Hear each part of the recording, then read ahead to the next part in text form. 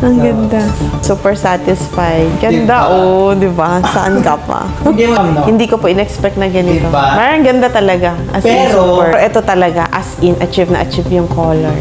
Oo. Kahit pa siguro sabog-sabog yung hair ko dito, maganda. Yes. Minsan, nadidismaya tayo pag nagpapasalon tayo dahil ini-expect natin na makukuha natin yung gusto nating i-achieve sa hair natin.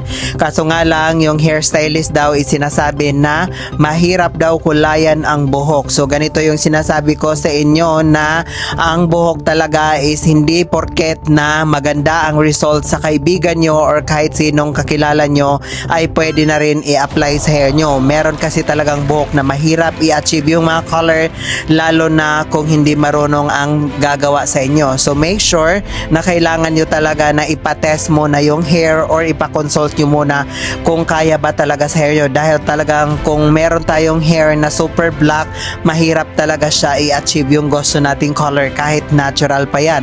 So depende yan sa gagawa sa inyo. Make sure na magpa-consult muna kayo. Ang ganda.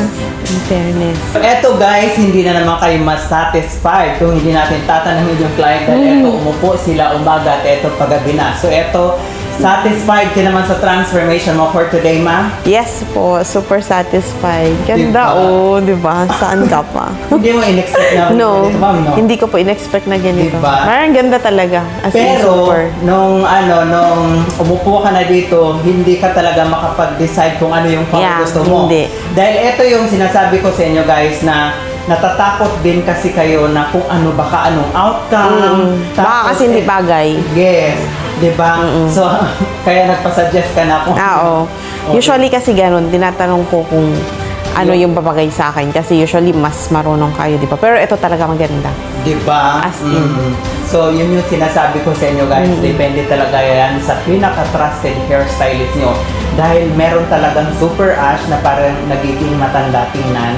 So, depende yan sa mga talagang hairstylist kung paano nila i-achieve na yung babagay sa inyo na gusto nyong ashy, na meron siyang pagka-brown. So, etong hair color ni ma'am talaga guys na as in, ginawa natin na parang dahil totally dark talaga yung hair niya. So, yun yung sinasabi niya na mahirap daw kulayan yung buhok niya dahil meron siyang previous na color noon pero hindi siya satisfied. Hindi siya masyadong magkukuday. Oh, diba? Pero ito talaga, as in, achieve na achieve yung color.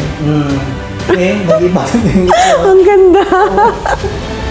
Oh, Kahit pa siguro sabog-sabog yung hair ko dito, maganda. yes, yun yung pinaka-importante. Ang dami kasi nagtatanong ma'am na ano bang babagay sa akin? Straight ba na merong fashion color or straight na merong fashion? So, mas maganda talaga ang merong natural. So, the good thing is yung buhok mo is merong natural. Kaya siya kahit sabihin mong messy-messy mo siya, maganda. Kahit itatali mo siyang ganyan. O, see? Ang ganda. So, ito yung nasabi ko sa inyo. Mas maganda talaga ang fashion color na merong natural. Hindi ka naman nabigatan sa foil mo kanina. Sobrang bigat. Sobrang bigat ng foil. Pero worth it naman. Tingnan mo naman, ang ganda. Yes, di ba? So, In ayan, thank you fairness. so much, ma'am. Yeah, thank you din po. Yes. Super satisfied. Ang ganda. Iba yung itsura mo. Parang Oo nga. mo. Ang ganda kasi ng strand. Ang ganda. Sobrang Maganda kapal. talaga siya. Kaya pag tinatali mo na siya, nandyan na yung ano niya, yung nahuhulog na niya. Pero maganda. Parang matagal doon.